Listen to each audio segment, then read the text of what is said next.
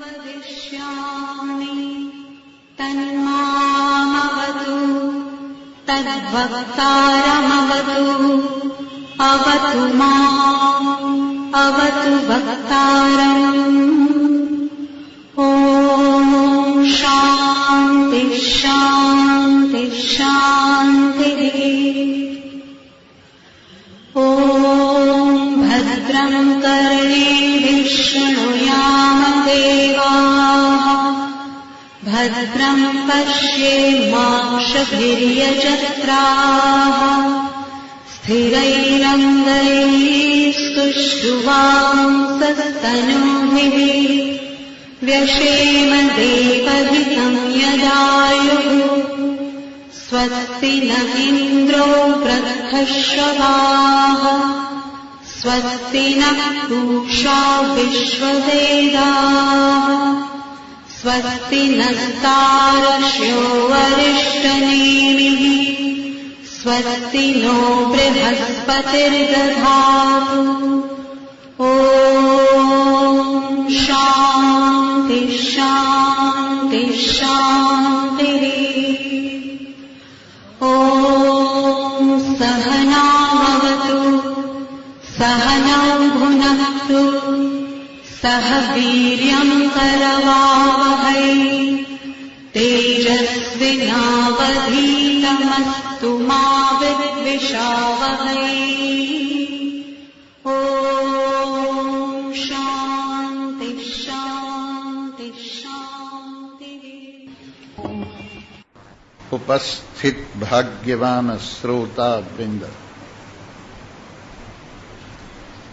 आइए प्रतिदिन की भांति हम अपने स्वरूपानंद सागर में स्नान करते हुए समस्त दुखों से छुट्टी प्राप्त करके अपने आप में परमानंद महसूस करें और जीते जी मुक्ति का अपने आप में अनुभव करें। आपने श्रवण किया, अभी स्वामी अखंडानंद जी बता रहे थे कि मुक्ति किसी गांव का नाम नहीं है, किसी लोक की प्राप्ति का नाम नहीं है, किसी देवता के रूप में परिणति का नाम नहीं है, और मुक्ति केवल मात्र अपने स्वरूप की समझ का नाम है। मैं कौन हूं, मैं मुक्त स्वरूप हूं, ये निश्चय ही मुक्ति है। और मैं मुक्त स्वरूप नहीं हूं, बंधा हुआ हूं, ये निश्चय ही बंधन है। आदमी जैसा अपने आप में अपने मन की स्वीकृति को स्वीकार करता है, उसको वैसा ही भासता है। अपने आप को गुलाम समझने वाला, अपने आप को दास समझने वाला, अपने आप को दीन समझने वाला, अपने आप को दरिद्र समझने वाला अपने आप में यही भाव देखता है और यही मानता है। लेकिन जो वास्तविकता को देखने वाला है वो जानता है कि मैं सच्चिदानंद ब्रह्म हूं, पूर्ण हूं, और मैं समस्त प्रकार की कामनाओं से अछूता हूं, सब प्रकार की अपूर्णताओं से अछूता हूं, सब प्रकार की दरिद्रताओं से अछूता हूं, सब प्रकार की मांगों से अलग हूं, और अपने आप में आप ही रमण करने वाला हूं। जैसे अबोध बालक अपने आप में अपनी साथ रमण करता हुआ अपने आप में अपनी प्रसन्नता का अनुभव करता है, वैसे मैं भी अपने आप में खेलता हुआ कभी आकाश की अनंतता का स्वांग धारण करता हूं, कभी वायु की प्रचलनता का स्वरूप धारण करता हूं, कभी अग्नि के तेज से खेलता हूं, कभी जल के प्रवाह में आनंदित होता हूं, कभी पृथ्वी के टिकाव में टिकाव महसूस करता हूं। इस प्रकार से ये सब मेरा ही खेल है। आकाश के रूप में मेरी ही अनंतता, मेरी ही अनादिता विराजमान है। वायु के रूप में मेरी ही प्राण संचार शक्ति विराजमान है, और सब रूपों में मेरे अतिरिक्त और कुछ भी नहीं है। इस प्रकार अपनी इस अनंतता का अनुभव करते हुए बस एक ही बात है कि इस अनंतता को शरीर के साथ जोड़ने का प्रयास मत कीजिए। जब भी हम अपनी मैं को शरीर के साथ जोड़ते हैं और शरीर के साथ जोड़ करके शरीर की मुक्ति को अपनी मुक्ति मानते हैं या शरीर की एकाग्रता को अपनी एकाग्रता मानते हैं या अपनी मैं को ज्ञानेन्द्रिय कर्मेंद्रिय प्राण अंतःकरण के साथ जोड़ करके ज्ञानेन्द्रिय कर्मेंद्रिय प्राण अंतःकरण को एक खास स्थिति में लाने का नाम मुक्ति समझते हैं। यही हमारी बेवकूफी है, यही हमारी नासमझी है। शरीर में मैं रखकर कोई निर्भय नहीं हो सकता। शरीर को मैं मानकर कोई निर्भय नहीं हो सकता, क्योंकि शरीर जो है वो जन्मने और मरने वाला है। शरीर रोगों का घर है। शरीर राग द्वेष की दुकान है। शरीर संसार के समस्त शीर्ण भावों से संयुक्त क्षण क्षण में परिणति को प्राप्त हुआ बदलता रहता है। अब इसमें मैं मानकर कैसे निर्भय रह सकता है? इसमें मैं मानकर तो मृत्यु का डर लगा रहता है। इसमें मैं मानकर तो रोग का डर लगा रहता है। इसमें मैं मानकर तो बुढ़ापे का डर लगा रहता है।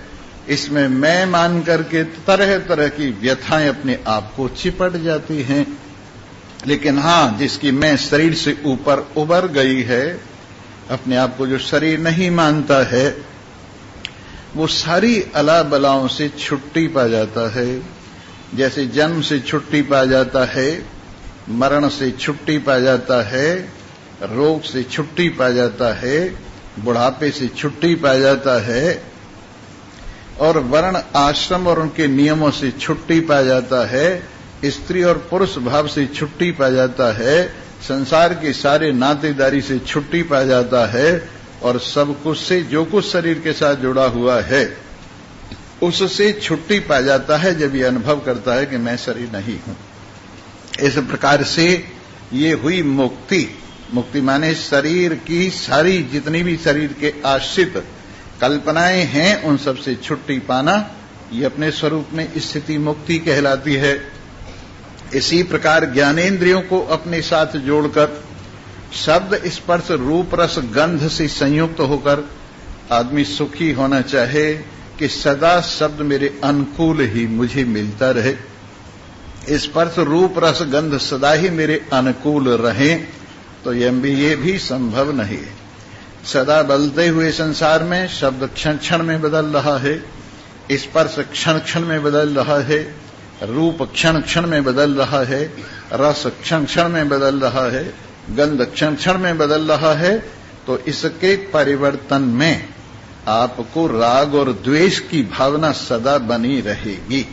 इसलिए अगर सच्ची आजादी चाहते हो तो ज्ञानेंद्रियों से प्राप्त होने वाला जो सुख दुख है उससे ऊपर उठ जाइए। ज्ञानेंद्रियों से प्राप्त जो अनुकूलता प्रतिकूलता है उससे ऊपर उठ जाइए।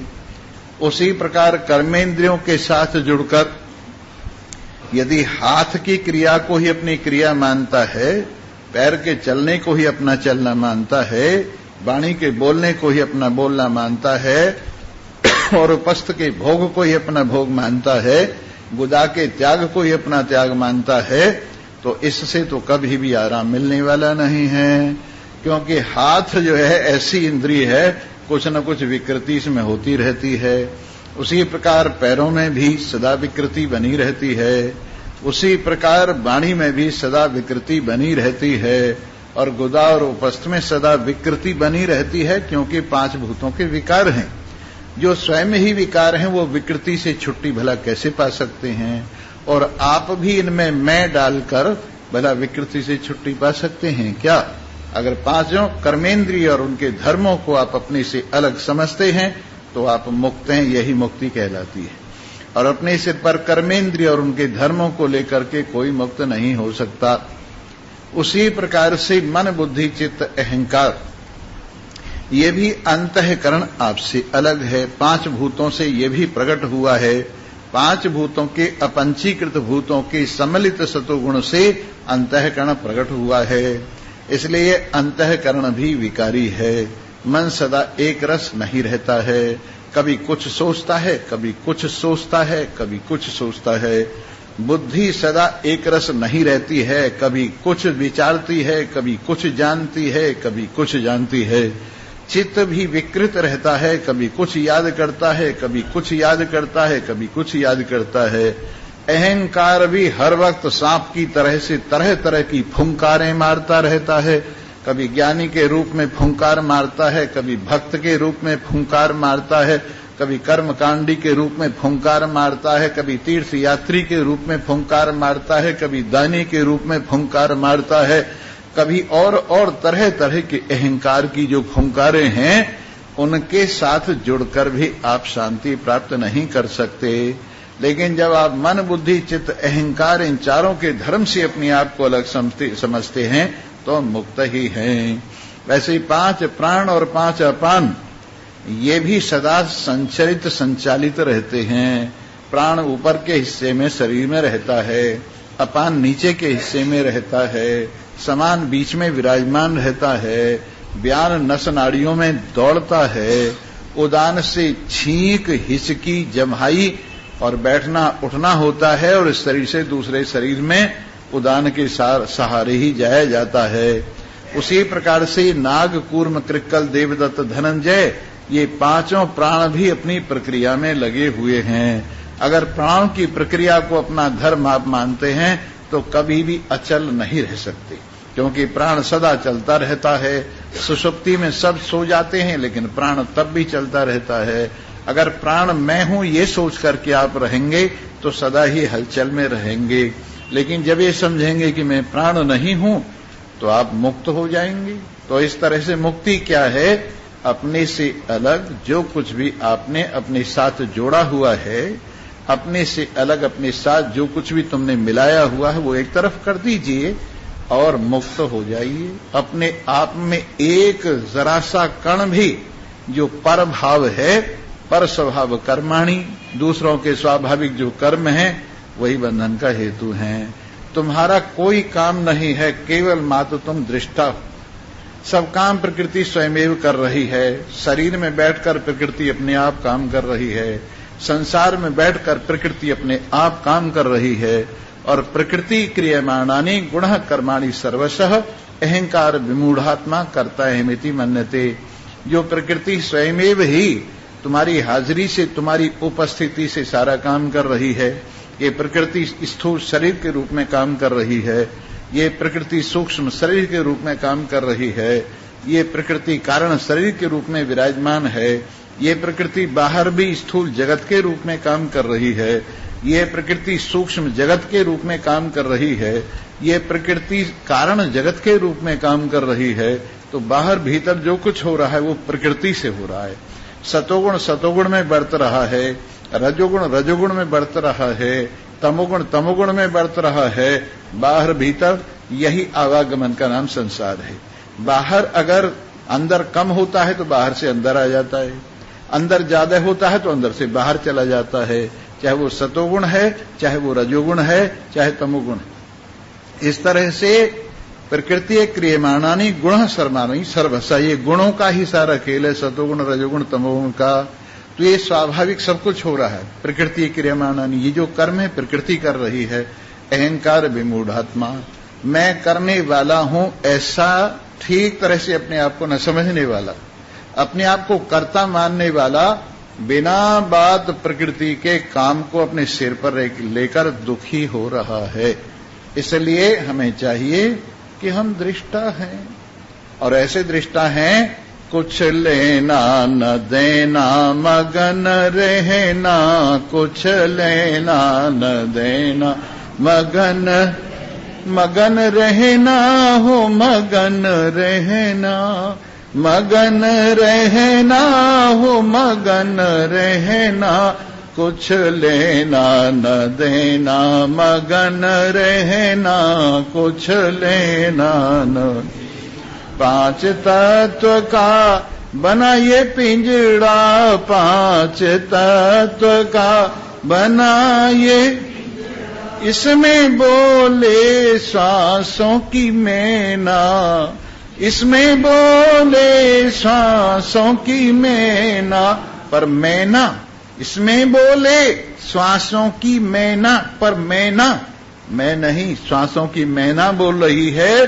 कुछ लेना न देना, मगन रहना, कुछ लेना न।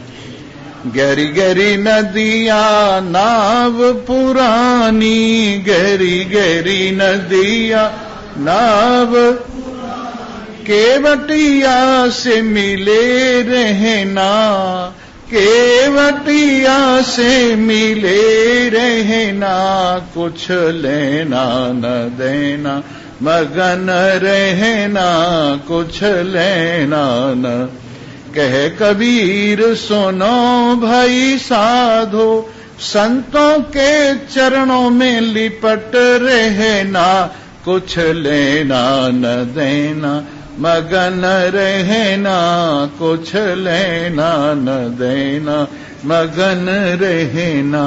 जी हाँ, आप मगन रहेंगी, प्रसन्न चित्त रहेंगी, आनंद से भरपूर रहेंगी, असंगता से संयुक्त रहेंगी, अपनी राज्य के आप ही राजा होंगे, अपने आप की महिमा में आप ही रमण करने वाले होंगे, अगर संसार के इस चक्कर से अपने मन को एक तरफ कर लें। और संसार के चक्कर में मन डालकर तो कोई सुखी हुआ नहीं है।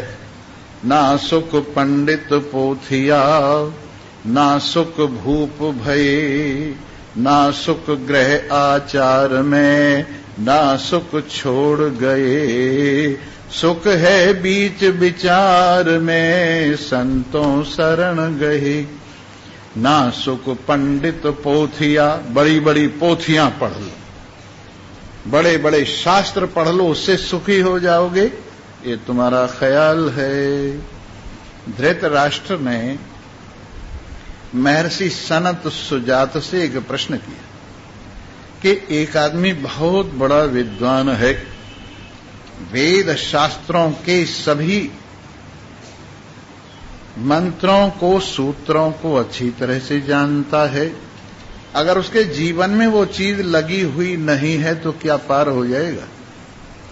जो वेद शास्त्रों का सार है वो अगर जीवन में नहीं लगा हुआ और वेद शास्त्र सभी कंठ कर रखे हैं तो क्या वो पार हो जाएगा?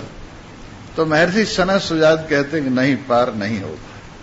और जिस तरह से पेड़ में आग लगती है, उस पर बैठे हुए सभी पक्षी उड़ जाते हैं, वैसे ही अज्ञानी लोगों ने चाहे जो कुछ याद कर रखा है, चाहे जो कुछ पढ़ रखा है, चाहे जो कुछ उन्होंने संसार के लोगों के लिए सीख रखा है, अगर उनके जीवन में लगा हुआ नहीं तो कोई काम आने वाला नहीं है, वो सब पक्षी की तरह से उड़ जाए।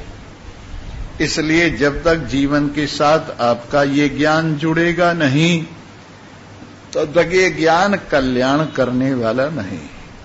ये ज्ञान कल्याण किनका करेगा? जो अपने आप को ज्ञान का पान करके ज्ञान स्वरूप हूं, ये अनुभव जिनका जागृत हो गया है, उनका ज्ञान काम करेगा। ये आनंद उनका काम करेगा, समस्त दुखों को निवृत्त करके जो परमानंद में विराजमान हुए हैं, जिनके जीवन से दुख की कल्पना निकल गई है, वो परमानंद स्वरूप अपने आप में उनको ये आनंद देगा।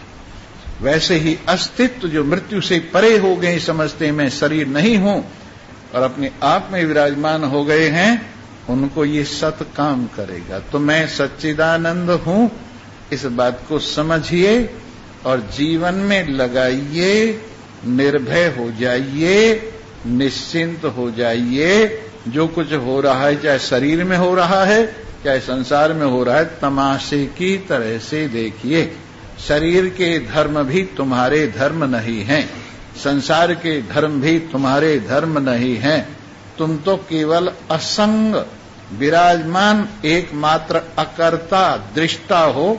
अपने दृष्टा भाव में विराजमान रहिए और बेकार क्यों इधर उधर हाथ मारते फिर रहे। इस संसार के अंदर कहां तक पीछा करोगे? इसका तो माया है। जिस तरह से कोई आदमी जादू से बनी हुई औरत के पीछे भागे भगवान शंकर का क्या हाल हुआ। जैसे मोहिनी रूप से भगवान ने असुरों को ठगा और असुरों को शराब पिला दी और अमृत देवताओं को पिला दिया। तो एक दिन भगवान शंकर कहने लगे, क्यों विष्णु जी महाराज, आप जब वो मोहिनी बने थे तो कैसा रूप था आपका? कहने लगे, वो छोड़िए, वो सब चीजें तो ठगने के लिए होती हैं, वो कल्याण के लिए नहीं होती। जो मैंने वो रूप धारण किया वो तो उन अनधिकारियों को हटाने के लिए किया। नहीं नहीं महाराज, एक बार मुझे दिखा दो ना। बोले, क्या करोगे देख के? वो तो कामी पुरुषों को ठिकाने लगाने के लिए, कामी पुरुषों को इधर उधर करने के लिए। बोले, नहीं मुझे दिखा दो। उन्होंने कहा, अच्छा देख लो। पहले तो प्रकृति का वातावरण सबका सब बड़ा सुंदर हो गया, मंद सुगंध समीर चलने लगी, और इसके साथ साथ बिल्कुल जैसे बसंत हो गया हो, बसंत जैसा मौसम हो गया, फूलों से जंगल भर गया, चारों ओर से सुगंधी आने लगी, चारों ओर से फूलों पर भौरे मंडराने लगे, और इस तरह से ऐसा वातावरण हुआ कि शंकर भगवान जो हो उस वातावरण को देख के, क्योंकि तो माया से रचा हुआ था, अंदर से कपड़ कटपड़ टपक टपक करने लगे। और जब उस जंगल के बीच में अपने हाथ में गेंद लेकर मोहिनी का रूप धारण करके भगवान ने एक परम सुंदरी की लीला की। और कभी गेंद इधर को उछालें, कभी गेंद उधर को उछालें, कभी साड़ी का पल्ला यूं को करें, कभी साड़ी का पल्ला यूं को करें। बेचारे शंकर भगवान की मति भंग हो गई, और ऐसा बुरा हाल हुआ कि उसे पकड़ने के लिए शंकर भगवान भागे, और वो हाथ में आते आते निकल जाए। जैसे हाथ में आने को हुई तुरंत इधर को निकल जाए, कभी इधर को फेरी मार जाए, कभी उधर को फेरी मार जाए। शंकर भगवान का बुरा हाल हो गया। और जब शंकर भगवान की ऐसी तैसी हो गई तो भगवान ने अपना पहले वाला रूप धारण करके कहा, कहिए क्या हाल है? शर्म के मारे नीचे को मुंह हो गया। क्या बताएं क्या हाल है? भगवान कहने लगे, इसमें शर्म की क्या बात है? जैसी मेरी रामलीला वैसे तुम्हारी रामलीला, जैसे मैंने मोहिनी रूप धारण किया वैसे तुम भी ऐसे ही काम से संयुक्त हो गए। मेरे अंदर मोहिनीपना मिथ्या है और तुम्हारे अंदर कामना, मेरे अंदर कामिनीपना मिथ्या है और तुम्हारे अंदर कामनापना मिथ्या है। ये दोनों मिथ्या ही हैं। क्यों मन दुखी कर रहे हो, मेला कर रहे हो? पर फिर भी कहते हैं भगवान शंकर और मोहिनी के मिले जुले रूप से एक पुत्र प्रकट हुआ, और दक्षिण में उसकी पूजा है। बहुत ज्यादा पूजा करते हैं, 40 दिन तक व्रत रखें। अय्यप्पन उसका नाम, अय्यप्पन उस देवता का नाम है, और बड़ी पूजा है वहां। 40 दिन तक व्रत करेंगे, ब्रह्मचर्य व्रत से रहेंगे, और अच्छी तरह से फल फूल खाएंगे, जमीन पर सोएंगे, और अय्यप्पन का कीर्तन करेंगे। 40 दिन के बाद अय्यप्पन के मंदिर में जाते हैं, जो केरल में बना हुआ एक पहाड़ के ऊपर, और उसमें 10 साल से 8 साल से ज्यादा उम्र की कोई औरत नहीं जा सकती, और आदमी जाएंगे वहां, और लाखों करोड़ों की तादाद। और अब धीरे धीरे उस मंदिर की इतनी प्रसिद्धि हो रही है कि वो बालाजी को भी मात करने को हो रहा है। तो ये अय्यप्पन इन दोनों के योग से प्रकट हुए, ऐसी दक्षिण वालों की कहावत है। परंतु हम ये बता रहे थे कि माया का खेल ऐसा है, जब ब्रह्मा विष्णु महेश की मति भी चक्कर खा जाती है तो हमारी तुम्हारी क्या बात है। पर घबराना नहीं चाहिए। आदमी रिपट गया है फिर उठे, रिपट तो जाता ही है, चिकनी मिट्टी है, रिपटना बुरा नहीं है, पर न उठना बुरा है। अगर आप रिपट गए हैं, हमें उन रास्तों पर चलना है जहां गिर कर फिर से उबरना है, हमें उन रास्तों पर चलना है, गिर गिर कर जहां संभलना है। इसलिए अपने आप में जरा सा भी दुख मत लाइए। गिरा हुआ वो है जो गिर करके उठता नहीं है, और जो एक बार गलती करके फिर उठता है, try try and try again, वो व्यक्ति गिरा हुआ नहीं मानता। इसलिए तो माया का खेल है। और माया का खेल आप जानते हैं कैसा है कि रमैया की दुल्हन ने लूटा बाजार, रमैया की दुल्हन ने लूटा बाजार।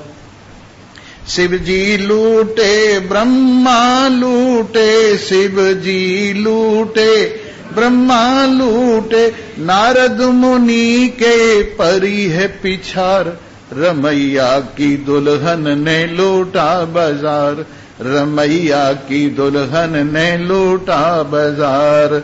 सुरपुर लूट नागपुर लूटा, सुरपुर लूट नागपुर लूटा, तीनों लोक मची हाहाकार, रमैया की दुल्हन ने लूटा बाजार।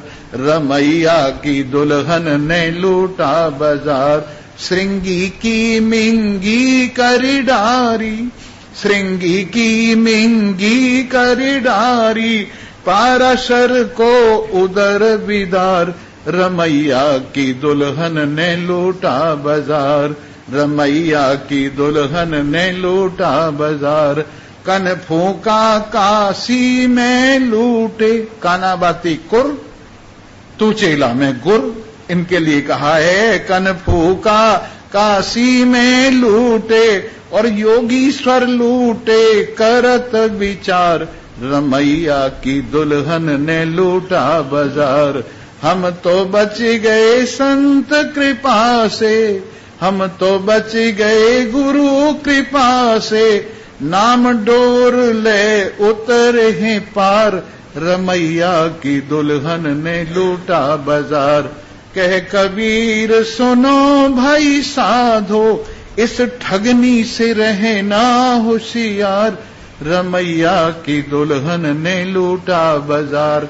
और देखिए इस दुल्हन की कारीगरी, रमैया की दुल्हन क्या करती है।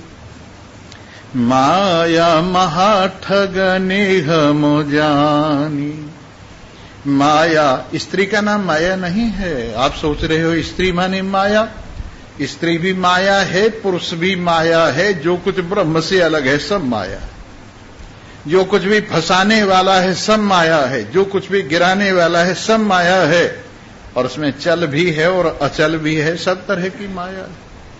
तो माया महा ठगने हम जानी, त्रैगुण पास लिए कर डोले, त्रैगुण पास।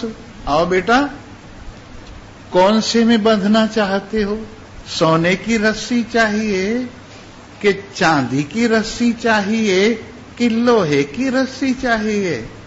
सोने की रस्सी क्या बांधेगी? नहीं, बंधन बराबर है, चाहे रस्सी सोने की हो, चाहे रस्सी चांदी की हो, चाहे रस्सी लोहे की हो, बंधन में कोई फर्क नहीं है।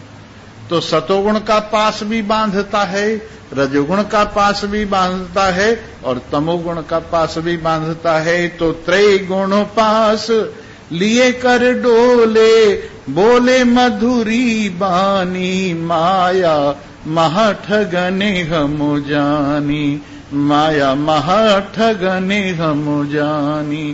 केशव के कमला बन बैठी और शिव के भई भवानी, माया महाठगने हम जानी। दर्शन करने गए हैं कहाँ?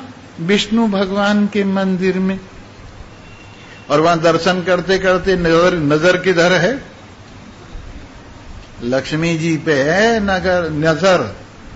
दर्शन तो कर रहे हैं विष्णु भगवान का, पर देख रहे हैं लक्ष्मी जी को, और कह रहे तू यहां क्या कर रही, चल ना हमारे साथ। विष्णु भगवान का घर उजाड़ने के लिए तैयार बैठे हैं। तो जब वहां विष्णु भगवान के यहां जब जाएंगे तो केशव के कमला बन बैठी और शिव के भई भवानी। गंगा जी के मेले पर हर हर महादेव, हर हर महादेव, हर हर महादेव।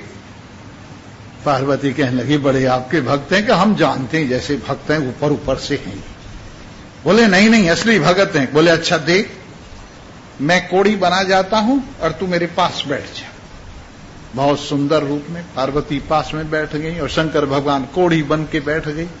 जो भी निकले तेरा सत्यानाश हो जाए, इसके साथ क्या कर रही है ना, चल रहा हमारे साथ। जो कोई आए देख, हे कोड़ी के साथ बैठी हुई है इतनी सुंदर स्त्री, चलना हमारे साथ मौज करेगी। पार्वती को इतनी घृणा है, ये तो बड़े दुष्ट लोग हैं। तो तू तो कह रही थी हर हर महादेव। तो ये लोग शिव जी के यहां पहुंच करके भी शिव जी की इच्छा नहीं करते, पार्वती को उड़ाना चाहते, और विष्णु भगवान से थोड़ा ही मिलना चाहते हैं, लक्ष्मी को उड़ाना चाहते। तो केशव के कमला बन बैठी, शिव के भई भवानी, माया महाठगनी हम जानी। और पंडा के मूरत बन बैठी, आओ जिजमान दर्शन करो, दर्शन कर लो, पैसा मत टेको। चले आए चैंटिन्ने मारते हुए, जैसे ब्रजवासी कहते हैं, नया धेला चढ़ायो नया पाई चढ़ायो, चैंटिन्ने मारते हुए घूम रहे हैं। तो अब देख लो किसके दर्शन कर रहे हैं आप? पंडा के घर मूरत के पर चढ़ा कुछ नहीं रहे, तो नाराज हो गए पंडा जी। तो पंडा के मूरत बन बैठी, और तीर्थ में भई पानी, माया महठगने हम जानी। काहू के तो बनी असरफी, काहू के कौड़ी कानी। गरीब भी जाग रहा है, एक का नोट रखा हुआ है, कहीं उठा न ले जाए। अमीर भी जाग रहा है, करोड़ रुपए पड़े हुए हैं, कहीं कोई उठा न ले जाए। दोनों ही जाग रहे हैं, चाहे छोटे हैं चाहे बड़े हैं। काहू के तो बनी असरफी, काहू के कौड़ी कानी, माया महाठगनी हम जानी।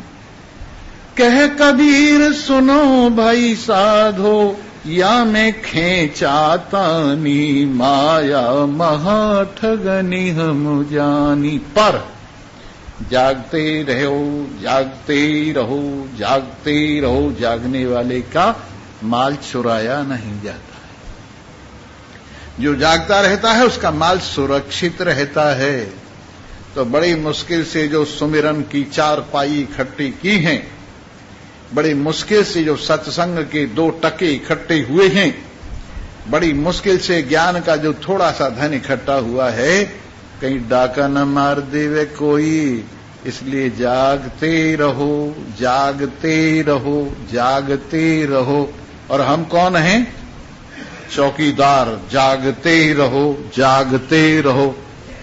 तुम खुर्राटे भर रहे हो, हम कह रहे हैं जागते रहो, तुम खुर्राटे भर रहे। अरे चौकीदार है तो कहता ही रहता है, बोलने दो, हम तो सो रहे हैं, हमने रख दिया है आज जागने के लिए, जागता रहे हमारे हिस्से का, और बाकी हम सो रहे हैं आराम से।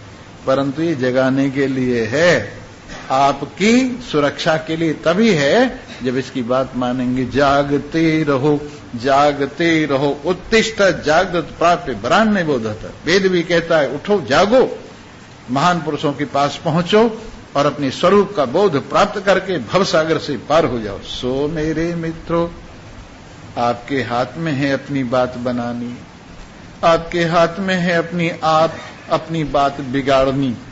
कोई और तुम्हारी बात नहीं बनाएगा, तुम्हें बनानी पड़ेगी। कोई तुम्हारा और बात नहीं बिगाड़ेगा, तुम्हें ही बात बिगड़नी होती है, तुम्हारे से ही बिगड़ जाती। इसलिए सावधान रहो। जो मरीज बीमार है उसी को दवा खानी पड़ेगी और उसी को परहेज रखना पड़ेगा, तब रोग दूर होगा। दवा मां खा ले और परहेज पिताजी रख ले में उससे रोग दूर होने वाला नहीं। इसलिए सावधान रहो, जागो और किस चीज की रक्षा करो। पहले देख तो लो माल है कि नहीं तुम्हारे पास, रक्षा तो तब करोगे। पहले अपने माल को संभालो। और माल क्या है? चिदानंद रूपः शिवोहम शिवोहम, चिदानंद रूपः शिवोहम शिवोहम। माल इकट्ठा हो गया है। अपनी मैं की तिजोरी खोल के सारे पर्दे हटाकर अपने हाथ में माल प्राप्त कर लिया है।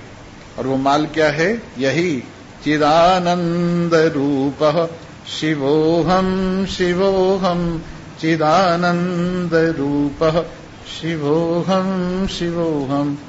ये माल जिनको मिल गया है वो रखवाली करना चाहिए। उनको जो नहीं मिला है वो प्राप्त करने का उपाय करें, क्योंकि इस माल के बिना गरीबी दूर नहीं हो।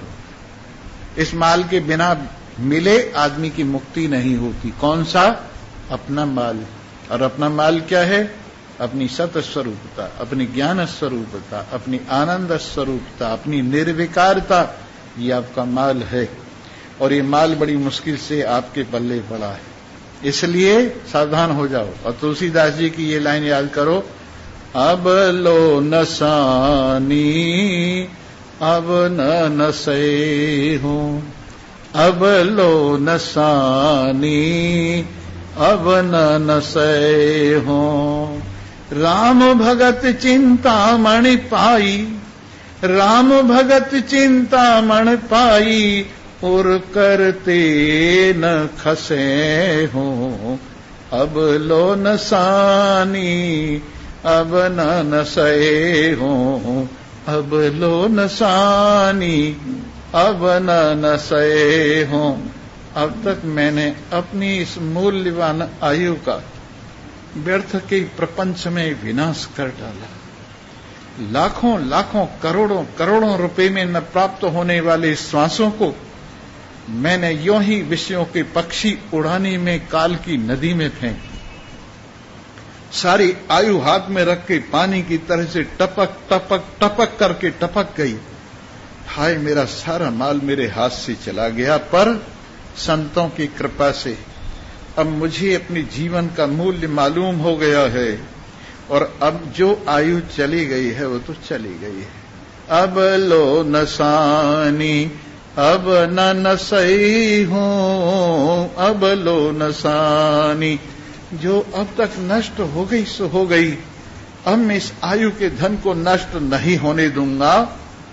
राम भगत चिंतामणि पाई, संतों की कृपा से विवेक के पथ के द्वारा मैंने भगवान के प्रेम की चिंतामणि, अपने स्वरूप प्रेम की चिंतामणि, सारी चिंताओं को मिटा देने वाली मणि प्राप्त कर ली। राम भगत चिंतामणि पाई, और करते न खसे हों। हृदय से और हाथ से अब इसको मैं इधर उधर नहीं जाने दूंगा। अब ये खिसकेगी नहीं, मेरे हृदय से इधर उधर जाएगी नहीं। अब ये मेरे हाथ से इधर उधर जाएगी नहीं। क्यों? कि बड़ी मेहनत से, संतों की कृपा से, भगवान की कृपा से, अपनी कृपा से ये चिंतामणि प्राप्त की है। अब इसको मैं अपने हृदय से और हाथों से नहीं जाने दूंगा। अब लो नसानी अब न नसई हो, अब लो नसानी।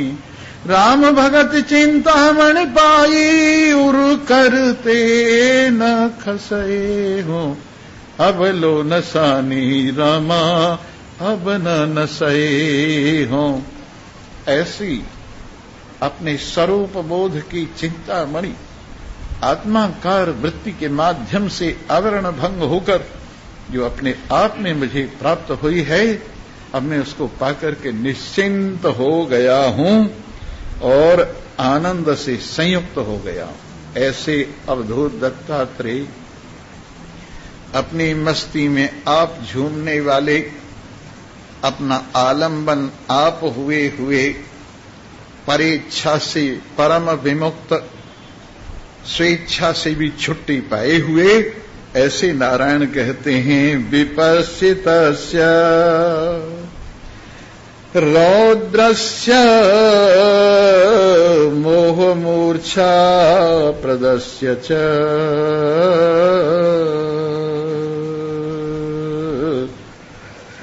ज्ञानवान। प्रारब्धवश मन के बहुत रूप होते हैं। कभी तमोगुण से युक्त होकर मन के अंदर रौद्र रूप आ जाता है, कभी रजोगुण से युक्त होकर मन कामनाओं से, काम से संयुक्त हो जाता है, और कभी सतोगुण से जागृति की, जागरण की प्राप्ति होती है। तो चाहे ज्ञानी का रौद्र रूप हो, चाहे मोह रूप हो जो रजोगुण का हेतु है, चाहे मूर्छा रूप हो, इसको प्राप्त होकर के भी ज्ञानी का कुछ नहीं बिगड़ता। ज्ञानी का कुछ नहीं बिगड़ता। स्वामी जी तुम्हारा सत्यानाश हो गया। मैंने कहा क्यों? आपको गुस्सा आ गया, सत्यानाश हो गया तुम्हारा। अरे वो तो चला गया, कि क्या सत्यानाश करेगा? आया था और मेरी सेवा करके चला गया। आया था परंतु मेरे को मत्था टेक के चला गया। स्वामी जी आपका बेड़ा गर्क हो गया। मैंने कहा क्या हो गया? आपके मन में काम आ गया। हां आया था, पर वो भी मेरा ज्यादा ध्यान न देने से वो भी चला गया। मैंने उसकी तरफ ज्यादा ध्यान नहीं किया और वो भी मत्था टेक के चला गया। अरे स्वामी जी आपके यहां लोभ आया था। बिल्कुल आया था, मैंने देखा था, पर मैंने गौर नहीं किया, वो भी चला गया। पता नहीं क्या क्या आया और क्या क्या चला गया, मैंने ज्यादा ध्यान नहीं दिया। तुम भी ध्यान मत दिया करो और इस बात का दुख मत माना करो। अजी स्वामी जी मुझे क्रोध क्यों आ गया, स्वामी जी मुझे लोभ क्यों आ गया, मुझे स्वामी जी मोह क्यों आ गया, स्वामी जी ये आलस्य मुझे क्यों आ गया। ये तुझे आया नहीं, मन की वृत्तियां ही तेरे में आकर के ऐसी लगी जैसे तुझ में आ गया है। जैसे दर्पण के सामने फूल रख दो तो वो लगते हैं जैसे दर्पण में आ गए हैं, पर दर्पण से उन फूलों का कोई संबंध नहीं है, वो आके चले उठा ले गया कोई। तो उसी तरह से अगर ये सब चीज आती हैं तो मेरी रामलीला है। रामलीला में अगर गुस्सा नहीं आवे तो मजा नहीं आता है। भगवान श्री राम को भी गुस्सा आ गया था जब समुद्र ने उनका कहना नहीं माना और रास्ता देने से मना कर दिया तो बाण उठाया, कहने लगे अबे तुझे मैं सुखा दूंगा अभी। हाथ जोड़ के खड़ा हो गया। क्यों? कभी कभी ये भी जरूरी है। नारद जी एक चेले को सिखा रहे थे, बेटा कभी क्रोध मत करना। सांप को सिखा रहे थे, सांप को कभी क्रोध मत करना। बोले अच्छा जी। अब सांप ने क्रोध करना बंद कर दिया, फुंकार मारनी बंद कर दी, तो अब कोई गले में लटका रहा है, यूं फेंक रहा है, यूं कर रहा है, यूं कर रहा है। थोड़े दिन में बुरा हाल हो गया। आए गुरुजी, कहने लगे भाई चेले जी क्या हाल है, बड़ा कमजोर सा हो रहा है। कि जी आपकी शिक्षा का परिणाम है। आपने जो शिक्षा दी ना, किसी को काटना मत, सब निडर हो गए, मुझे उछालते फिर रहे हैं। अरे बेवकूफ, काटने को मना किया था, फुंकारने को मना थोड़ी किया था। फुंकार तो होनी चाहिए जिससे कोई पकड़े नहीं, फेंके नहीं। वैसे ही साधु का मतलब, स्वामी जी साधु तो यूं बैठा रहना चाहिए, उसे कभी गुस्सा ना आवे, अब उसे कभी यूं न हो जाए, उसे कभी यूं न हो जाए। जैसे साधुपना तुमने निश्चित करके रखा है कि ऐसा होगा तो साधु होगा, नहीं तो नहीं होगा। ऐसा कुछ नहीं है। ये सब चीज आती रहती हैं और जाती रहती हैं।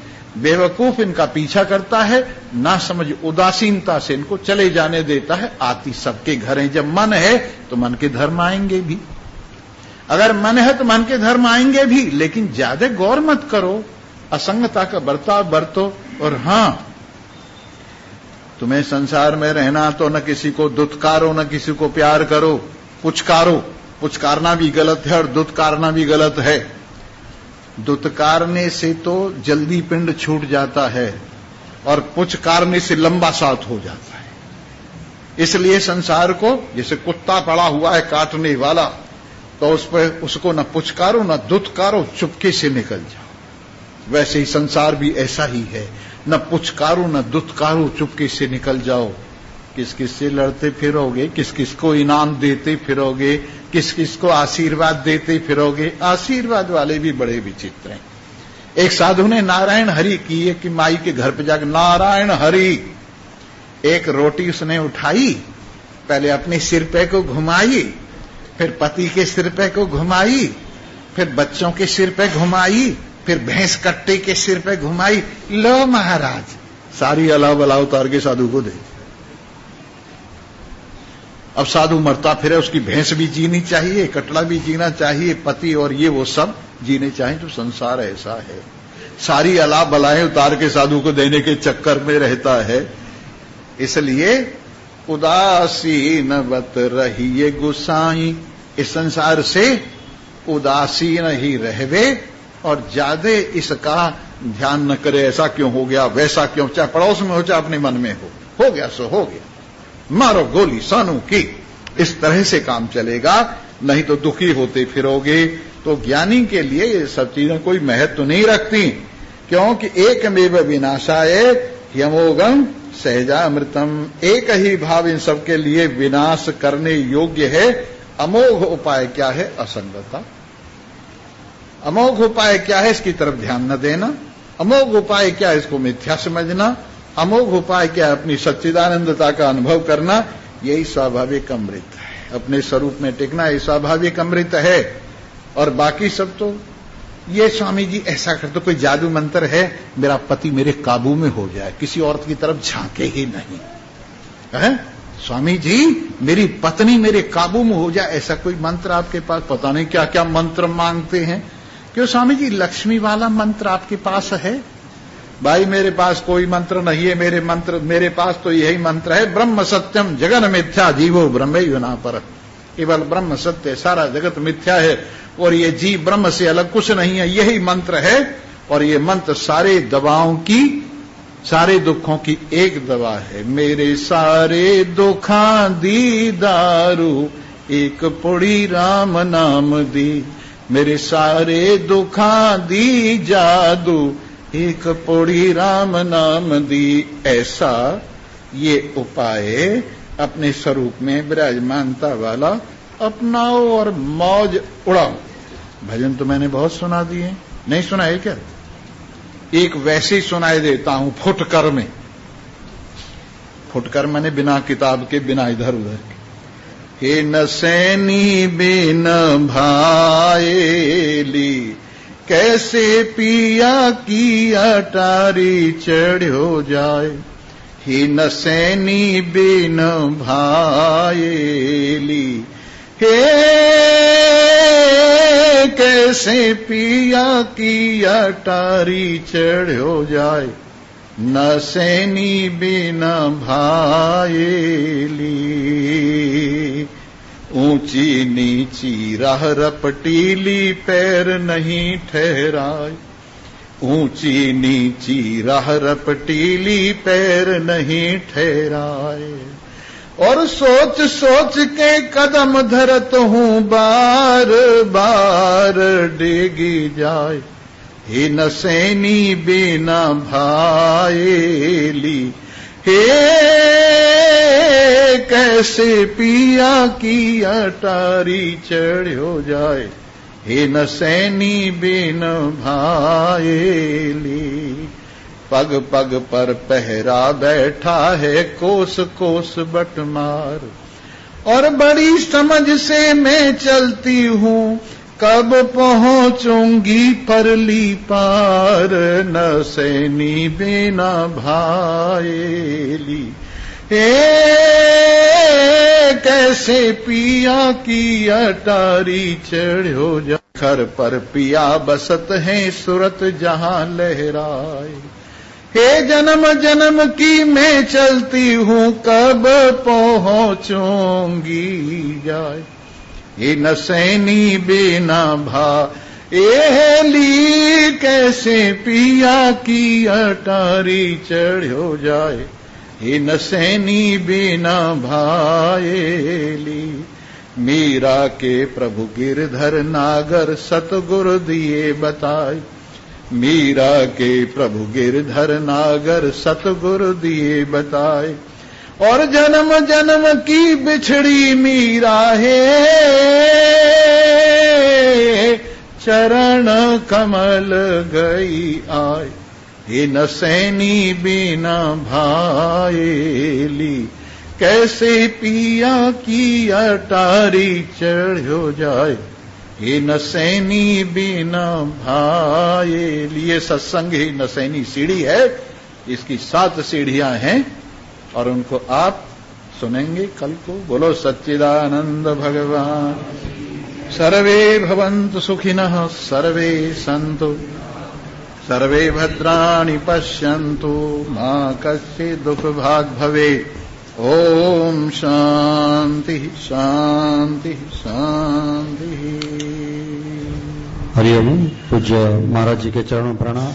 आज 18 मार्च रविवार